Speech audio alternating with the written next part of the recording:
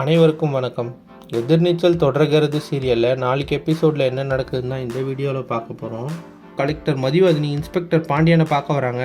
அப்போ மதிவதனி சொல்கிறாங்க, ஆலிவர் தேவசகாயத்தை எப்படியாவது பிடிச்சிடணும் அப்படின்னு சொல்கிறாங்க. அவர் அவ்வளோ சீக்கிரம் பிடிக்க முடியாது, அவர் ஒரு வேலை மட்டும் பார்க்கல, அவருக்காக கொடைக்கானலில் 2-3 டீம் வேலை செய்கிறாங்க அப்படின்னு சொல்கிறாரு. ஆலிவர் தேவசகாயம் தனியாள் இல்லை, அவருக்கு பின்னாடி ஒரு பெரிய ஆள் இருக்கார், அவர் ரொம்ப டேஞ்சரானவர் அப்படின்னு சொல்கிறாங்க. அதுக்கப்புறம் மதிவதனி கேட்குறாங்க, இப்போ ஜனனியும் சக்தியும் எங்கே இருக்காங்க அப்படின்னு சொல்லிட்டு. அதுக்கு பாண்டியன் சொல்கிறாரு, நான் கால் பண்ணி பார்த்தேன், ஆனால் ரீச் ஆகலை அப்படின்னு சொல்கிறாரு. உடனே மதிவதனி, நான் ஜனனிக்கு கால் பண்ணுறேன் அப்படின்னு சொல்லிட்டு கால் பண்ணுறாங்க. ஆனால் ஜனனி ஃபோனை சக்தி தான் எடுக்கிறாரு.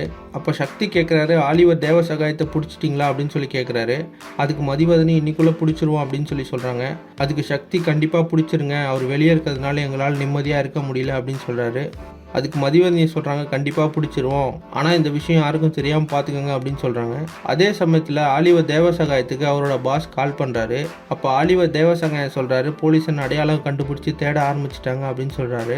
அதுக்கு அவரோட பாஸ் சொல்கிறாரு, உங்ககிட்ட கன் இருக்குல்ல, அதை வச்சு நீ சுட்டுட்டு செத்துரு அப்படின்னு சொல்கிறாரு. அப்போ ஆலிவர் தேவசகாயத்துக்கு என்ன செய்யறதுனே புரியல. உடனே ஒரு பாஸ் சொல்கிறாரு, நீ உயிரோடு இருந்தனா உன்னை வச்சே நம்மளோட நெட்வொர்க்கை ட்ராக் பண்ணி கண்டுபிடிச்சிருவாங்க, அதனால் நீயே செத்துட்டு, இல்லைனா நானே உன்னை கொண்டுடுவேன் அப்படின்னு சொல்கிறாரு. இன்னொரு பக்கம் பார்த்தீங்கன்னா நந்தினியும் ரேணுகாவும் ஜனனிக்காக சாப்பாடு எடுத்துகிட்டு வீட்டிலேருந்து கிளம்புறாங்க. யாருக்கும் தெரியாமல் ரகசியமாக வெளியே போகணும்னு நந்தினி ரேணுகாவும் முடிவு பண்ணுறாங்க. ஆனால் அதே சமயத்தில் கதிரும் ஞானமும் கீழே வந்து திரும்பவும் எங்கே போகிறீங்க அப்படின்னு சொல்லி கேட்குறாங்க.